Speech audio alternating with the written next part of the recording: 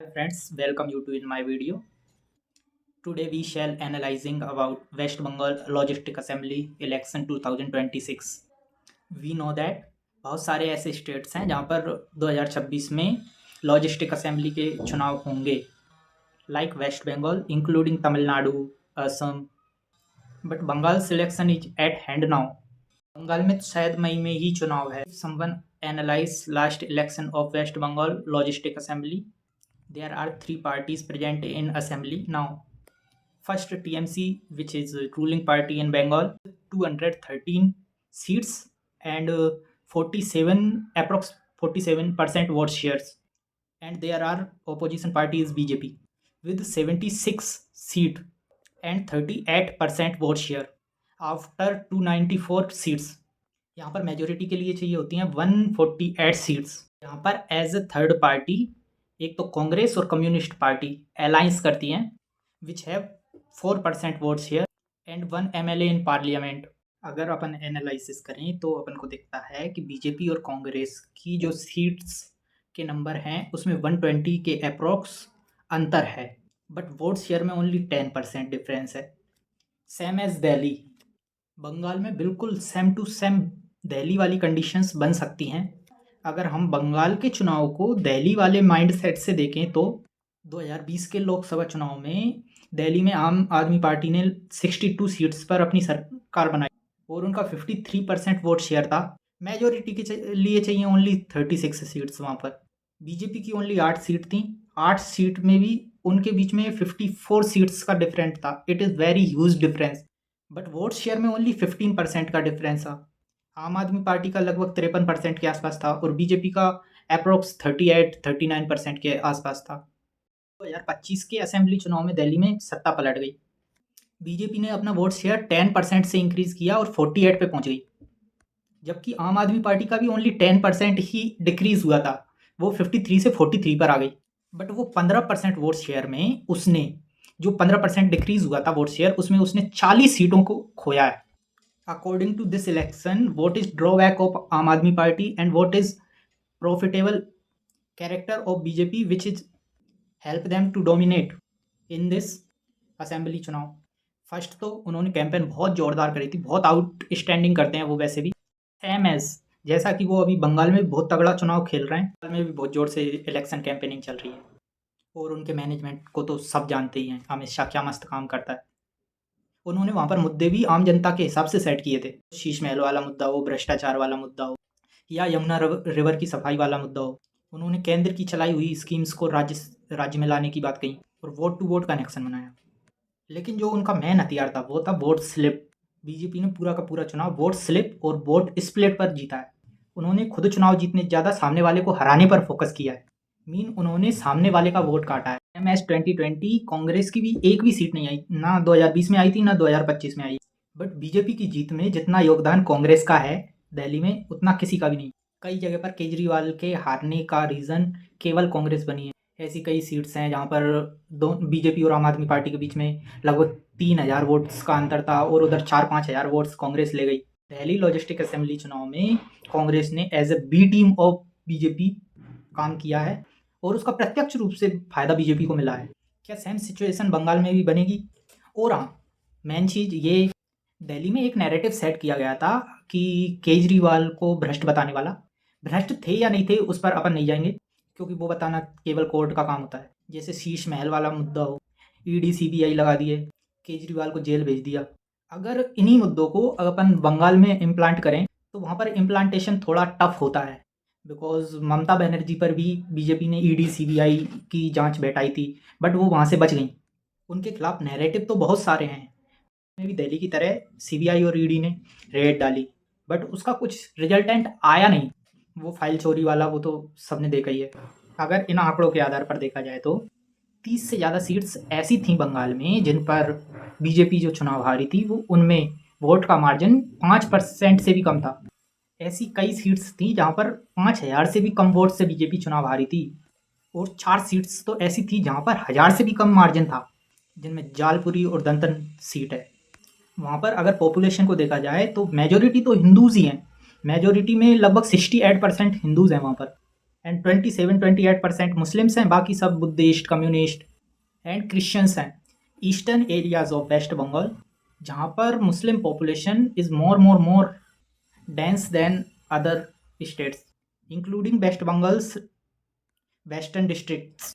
वो सारी सीट्स जिन पर 5,000 से कम मार्जिन पर बीजेपी चुनाव हारी थी, मान लो अगर वो सारी सीट्स जीत जाती है तो उधर टीएमसी आ जाएगी 170 सीट्स पर, और इधर बीजेपी पहुंच जाएगी लगभग 80 और 30-40 मिलाकर 120 सीट पर। बीजेपी यहाँ पर भी लूज है। बीजेपी को चाहिए वहाँ पर कि कांग्रेस पार्टी और कम्युनिस्ट पार्टी अच्छा प्रदर्शन, बिकॉज वहाँ पर जो बीजेपी का वोट है वो कोर वोट है उनका। जो बीजेपी का वोट है उसके बटने के चांसेस जीरो हैं, बिकॉज वहाँ पर जो उनका वोट है वो अनडिवाइडेड इसलिए है, वो वोट उनका कम्युनल वोट है। हिंदू पॉपुलेशन का वहाँ पर 50% से ज़्यादा वोट बीजेपी को मिल रहा है। अगर कम्युनल पार्टी और कांग्रेस दोनों टीएमसी से अलग होकर चुनाव लड़ती हैं तो इसका सीधा सीधा फायदा मोदी को होगा। अगर तेलंगाना से एआईएमआईएम भी आ जाए तो भाई वो सोने पर सुहागा वाली बात हो जाएगी। अब तेरा क्वेश्चन है कि एआईएमआईएम वहाँ पर क्यों आएगी, जबकि वो तो एंटी बीजेपी हैं। अभी वहाँ पर एआईएमआईएम का प्रॉपर वोट नहीं है, बट वो अपनी एक कम्युनिटी से वोट मांगने में सक्षम है, और अमित शाह भी जरूर चाहेंगे कि एआईएमआईएम जरूर चुनाव लड़े, जिससे बीजेपी को सत्ता मिल सकती है। और एआईएमआईएम बंगाल में जो कि प्रो मुस्लिम स्टेट है, वहाँ पर एआईएमआईएम को अपनी पार्टी की नींव रखने की एक शुरुआत मिल सकती है। सेम एज कांग्रेस वेस्ट बंगाल में अप्रोक्स समाप्त हो चुकी थी, लेकिन उन्होंने फिर से वहाँ पर कमबैक किया पिछले चुनाव में। बंगाल में अपन देखें कि टीएमसी का मेन चेहरा ममता बनर्जी हैं, और वो अपने भतीजे के अलावा किसी पर भरोसा करती नहीं है। वहीं बीजेपी को देखा जाए तो बीजेपी वहाँ पर अपने जो वहाँ के लोकल चेहरे हैं उन पर दाव खेल रही है और बाहर के प्रचारक बुला रही है। जैसे देखा जाए वहाँ के जो लोकल प्रभारी हैं, जैसे समीक भट्टाचार्य हैं, बहुत मस्त स्पोक पर्सन है यार, मज़ा आ जाता है उनको सुनकर। उनका सबसे बड़ा चेहरा है शिवेंदु अधिकारी, उनकी ग्राउंड पर पकड़ भी बहुत अच्छी है। सौमित्रा खान, बट इन्हीं के बीच में एक बहुत बड़ा चेहरा है समीक भट्टाचार्य। उसका सबसे बड़ा रीज़न है कि एक कुशल वक्ता है वो, बोलने में तो भाई आउटस्टैंडिंग परफॉर्मेंस है उनका। हाँ, दिलीप घोष भी सही, बट वो ग्राउंड पॉलिटिक्स में ज़्यादा इंटरेस्ट रखते हैं, मीन उतने अच्छे वक्ता नहीं माने जाते वो। वहाँ पर जैसे तुम पूछा था बीजेपी के जीतने के चांसेस हैं या नहीं, चांसेस तो हैं बट टफ है। दिल्ली की तरह हलवा नहीं है, हलवा दिल्ली भी नहीं था, बट ये ज़्यादा टफ है। बट ये भी फिक्स है, वो 30 सीट वाला मार्जिन है ना, वो तो इम्प्लांट हो गया। मान लो एआईएमआईएम अगर आती है तो 10 सीट और जोड़ लेना। तेरा नेक्स्ट क्वेश्चन था कि बीजेपी को क्या चाहिए कि वो चुनाव जीत सके। उनको देखो, फर्स्ट तो कि जो वहाँ की लोकल लीडरशिप है उसको बहुत ज़्यादा स्ट्रॉन्ग करना पड़ेगा, जो कि सबसे ख़राब स्थिति मानी जाती है केरल में, उसके बाद बंगाल में।